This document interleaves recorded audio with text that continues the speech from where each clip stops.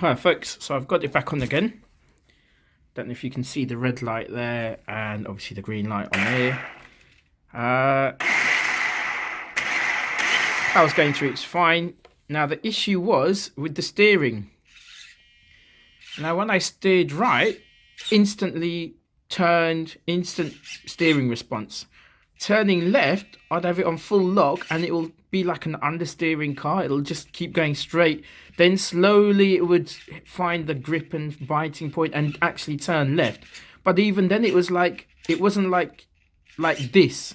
It was more like that sort of thing. So going left, it was more a little bit, not a full left. Now, what I'm noticing is since I've turned it back on, both the right and the left seem to be working okay. Now, I'm on a few Facebook pages, online groups and stuff, and one of the guys suggested it might be something to do with the servo gears. So I own 3 Traxxas models.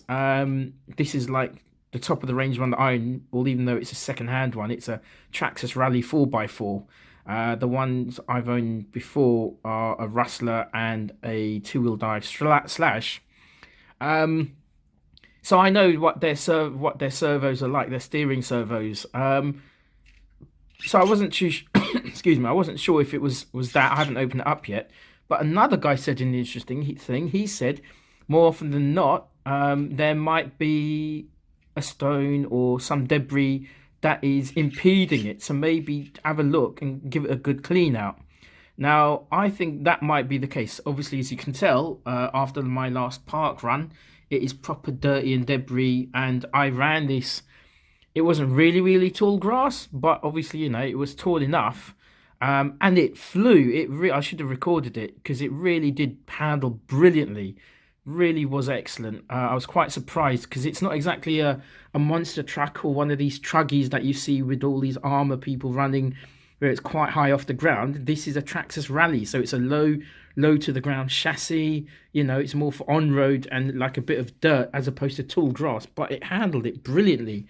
So I wonder whether something has got in there, and that's what's caused it. But anyway, I've got power going to it. I'm going to give this a quick blast outside and just check, and then I will be able to know whether it's just a bit of stone or rock that was inside and that's what caused it and now it works itself loose, or whether it's still there, in which case I will turn it upside down, take it out, have a look, give it a bit of a clean up and try it again.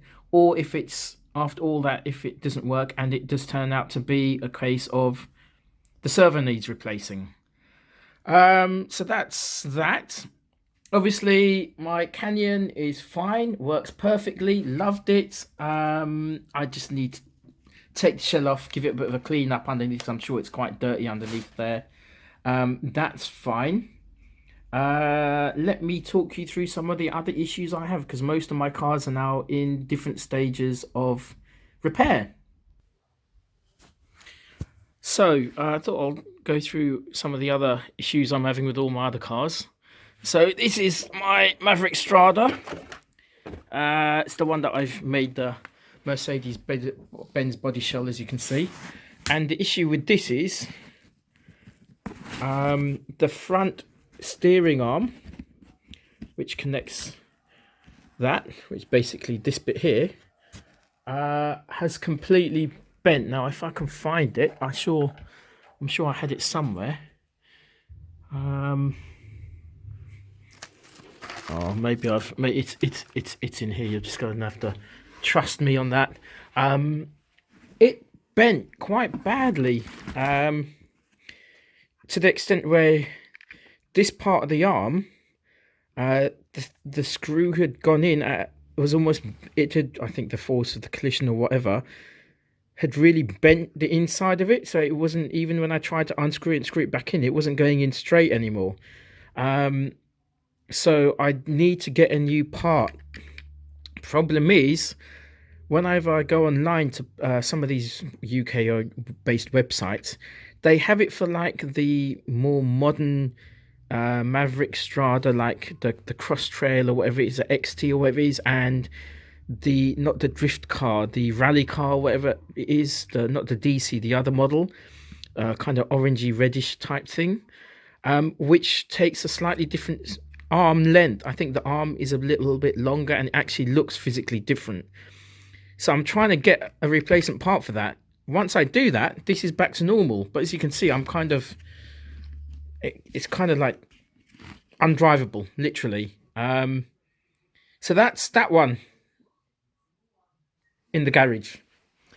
My Tamiya Mini is in the garage because that's still using the kind of old school crystal type remote control, etc., etc. So a few people have said to just upgrade that to a new one, which is fine, but I'm still not. I mean, I can replace stuff in the Slash because it's all easily laid out. Everything's quite easy. This take me a bit more time, and I need to get a decent controller, decent stuff for that. Then we have this little beauty, Colt, secondhand again, brilliant little buggy. That has, I think, servo or ESC or motor issues. Because initially when I ran it, it was brilliant, but then it kind of died on me in the sense that it was cogging a lot. So I don't know whether that's because of the ESC or because it was the motor. But it's a brushed motor, but this is a brilliant little thing. And then we have my Slash. As you can see, it is literally covered in rust, and it's now been at least about 4 or 5 months, or maybe longer, since I've taken this to Sri Lanka on holiday. Ran it in the beach, you know, just not, it really is seized up. So I'm going to literally do my very first ever complete teardown of a remote control and clean everything and rebuild it. This is my Slash. It's the first one that got me back into the hobby. I love it to bits because I learned a lot about electronics and how motors work, etc., etc. So I'm looking forward to doing that. As you can see, my bug shell, I've got sandpaper, so that's going to be redone, resanded down, repainted for my Traxxas Rustler, which also needs new rear shocks. Here you go. So yeah, definitely needs rear shocks. So a few things going on that I will sort out. Anyway, it's Friction RC saying I'll catch you later.